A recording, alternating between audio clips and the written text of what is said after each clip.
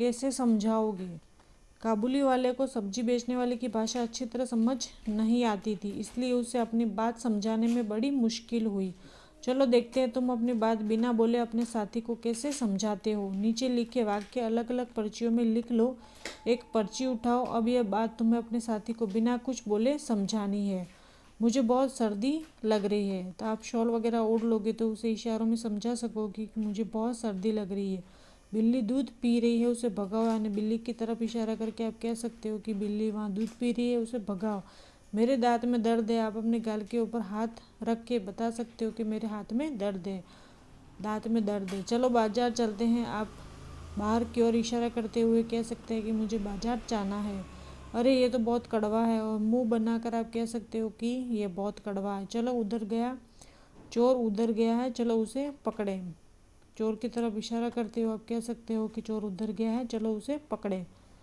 Park में चलकर खेलेंगे, मुझे डर लग रहा है। उफ, ये बदबू कहाँ से आ रही है। नाक बंद करके आप कह सकते हो और लगता है कहीं हलवा बना है। फेस के एक्सप्रेशन देकर आप बोल सकते हो। सही सवाल। काबुली वाले ने कहा, अगर ये लाल चीज़ खाने की है तो मुझे भी दे दो। सब्जी बेचने वाले ने कहा, हाँ ये तो सब खाते हैं, ले लो। इस तरह बेचारा काबुली वाला मिर्च खा बैठा। तुम्हारे हिसाब से काबुली वाले को मिर्च दिखने के बाद क्या पूछना चाहिए था? तो उत्तर है उसका कि काबुली वाले को सब्जी वाली से पूछना चाहिए था कि ये क्या है, इसे कैसे खाया जाता है और इसका स्वाद कैसा होता है। अगर उसने कभी भी मिर्च नहीं देखी है तो उसे सब्जी वाले से पूछना चाहिए था कि ये क्या चीज़ है, इसे खाया जाता है कि नहीं खाया जाता, इसका स्वाद कैसा होता है, ये सब उसको पूछना चाहिए था। जल या जल। मुँह सारा जल उठा और आंखों में जल भर आया। यहाँ जल शब्द का दो अर्थों में इस्तेमाल किया गया है। जल यानी जलना और जल यानी पानी। इसी तरह नीचे दिए गए शब्दों में भी दो अर्थ हैं। इन शब्दों का इस्तेमाल करते हुए एक एक वाक्य बनाओ, पर ध्यान रहे वाक्य में शब्द 2 बार आना चाहिए। वाक्य आप बनाओ तो शब्द 2 बार आना चाहिए और दोनों बार उस शब्द का मतलब अलग निकलना चाहिए। जैसे ऊपर दिए गए वाक्य में जल है।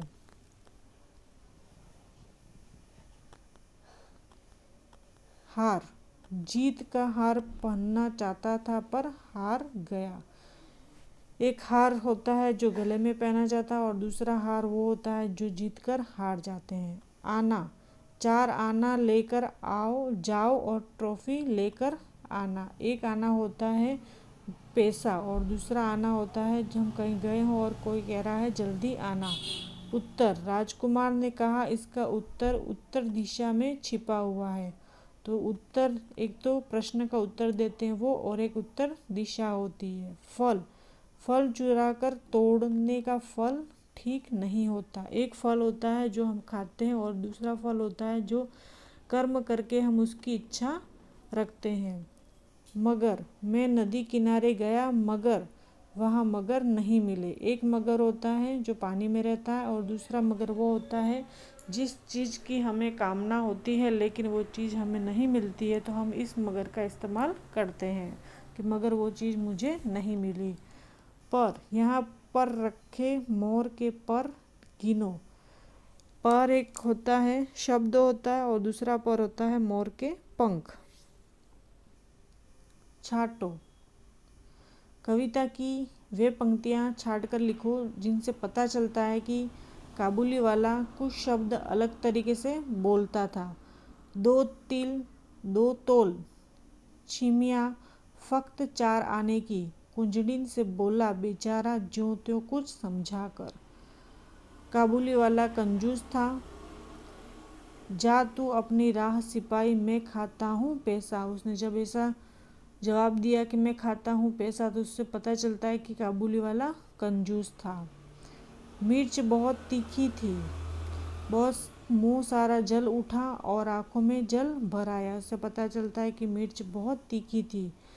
काबुली वाले को मिर्च के बारे में नहीं पता था। लाल लाल पतली छीमी जो चीज़ अगर खाने की। उसने सब्जी वाले से कहा कि ये लाल लाल पतली छीमी जो चीज़ है वो अगर खाने की है तो मुझे दे दो। काबुली वाले को 25 पैसे की मिर्च चाहिए थी तो हमको 2 तोल छिमिया फक्त 4 आने की। 4 आने को 25 पैसे कहते हैं। 4 आना, चवन्नी मतलब 4 आना, 4 आना मतलब 25 पैसे। तो 1 रुपये में कितने पैसे होंगे?